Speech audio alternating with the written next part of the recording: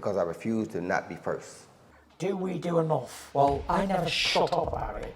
It must have been about 16, 17. We nicked their guilt rings. Right, the bouncer's guilt ring. This is no good for me. That's the reality. If you want the honest truth, and I see it every day. Razaban IFL TV proudly sponsored by Everlast. I just don't know what vernacular to use to describe the emotions at the end of that fight, Ben. Him dropping to his knees and his wife coming, just talk to me through that moment. It's why we love boxing, isn't it? It was just a special week. It felt like a special night. At 7 o'clock, we knew we were in for something, and you saw it filling up, and the 15,000 people were there to see Chris Billam-Smith win a world title. And I thought even after the first 3 rounds, I was thinking, this could be a shutout. I didn't actually see Chris land a clean shot. And then it all changed in the 4th. And it just became this fairy tale that you just couldn't quite believe. I don't think anyone, I saw a lot of commentary leading up to the fight, a lot of people calling it a mismatch, a lot of people calling it Lawrence Okolie wins this 99 times out of 100 and he'll hug him to death and all this kind of stuff. And one thing I will say is fair play to Lawrence Okolie. This was a voluntary defence.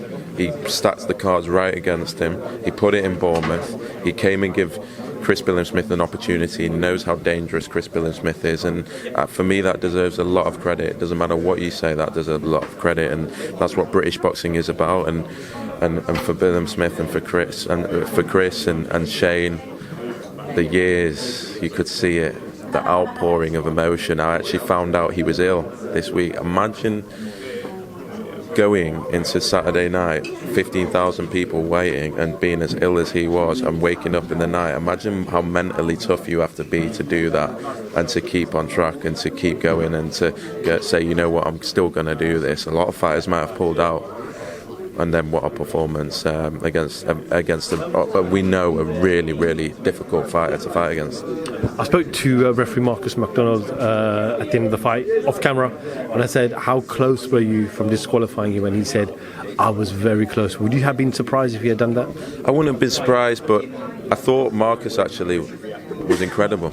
I really thought he controlled it. I thought he was firm. I thought he was decisive. I thought he split them up enough. I thought he did everything that he's supposed to do, and Lawrence might not agree with me, but he kept the fight. We got to see 12 rounds. I thought he did a really good job in a very tough circumstance, and I am gutted for Lawrence because I know how much that meant to him, but equally I'm absolutely over the moon for Chris, and it was just such a special night, and I think the right man won and boxing got its fairy tale, and very, very special. Lawrence spoke this week and throughout the last couple of weeks about demonstrating that this is going to end early. He even said that at the press conference today that from what I've seen he'll go mid-rounds. Where do you think it went wrong for Lawrence? You know, after the fight I went and spoke to Chris. I said, what was going on in those first 3 rounds? I felt like it was going to be a shutout. I felt like that was the way the fight was going. But that was their game plan, and they didn't want to get hurt in the first 3 rounds, and then they knew they'd get their opportunity. They got it in the 4th. He believed he could hurt him. He did hurt him, and then the fight completely changed, and it just seemed that Lawrence after that was tense, and it became messy, very messy at times, and for Chris to be able to withstand the pressure and the power and the overwhelming size of Lawrence Okolie and come through and be as fit in the 12th round, it was just an unbelievable performance, and one of the most amazing nights. Our first stadium fight as well, and the team have worked so hard to build this from 2,000 to 4,000 to 15,000. It's been 12 months of graft, and everyone in the town was so grateful. The amount of thanks that the team have had and everyone has been very special. I know you said that at the press conference that you don't really want to talk about what's next for Billam, but from the other side, you promote Lawrence Okolie, and I'm sure he'll be speaking to you in the next 24, 40 hours. He said to me, I want to activate that ASAP. So, is there anything in the clause where Billam gets to choose where it's held, or what is the situation with that? Look, he's a champion, so he will get those rights. But I think, look, and we've seen it with other fights that we've had recently. They've both had a lot go on tonight. Let's regroup. there's a lot of cruiserweights that we have. There's a lot of big fights. There's a lot of world titles to be had. Let's see what happens. I think I want to let them both calm down over the next week. I think they're both going away. They deserve to both go away. As I say, I'm equally as grateful to Lawrence Okolie for taking this at 9 weeks and giving us one of the best nights we've ever had in Bournemouth. And credit to both guys. It truly was. They put it all on the line. Especially Richard Riakporhe was ringside at the end, and he said, "I want Billam next. That's the fight I want next." But I'm guessing you can't make that because of the contractual reason for Lawrence. Look, again, we'll see.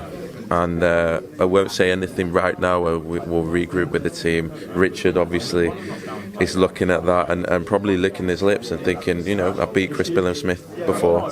I believe I can beat him again. We know he wants the Lawrence Okolie fight as well, and he's another great fighter coming into his prime. What's great is all these guys are in their prime now. And Richard Riakporhe has a massive year. He'll want to become a world champion. Hopefully have news in the next week. We wanted to see what happened tonight before we announce what's next for the cruiserweights. And I think also special mention to Shane McGuigan, because you talk about training. Everyone talks about a great fighter makes a great trainer. But no one believed Chris Billam-Smith could be a world champion 2 years ago. And the game plan and the way he stuck with him and the way he's just improved him as a fighter, that deserves a huge amount of credit. And the trust as well. I think trust is so key between a fighter and a trainer. Once that goes, it's game over. But for Chris to trust, to almost give away the first 3 rounds, but almost just stay out of trouble and know that it won't look great and know that he might lose a couple of rounds. That is a serious relationship, isn't it? And Shane McGuigan's done an unbelievable job. Ben, thank you for a bit of your time. Enjoy the rest of the night, whatever the celebrations are with Chris, and we'll catch up with you. Your call. Yes, your call, Adam Azim. Cheers, mate. Ben Shalom, IFL TV. Thank you very much.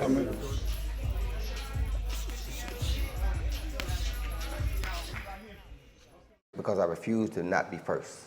Do we do enough? Well, I never shut up about it. It must have been about 16, 17. We nicked their guilt rings. Right, the bouncer's guilt ring. This is no good for me.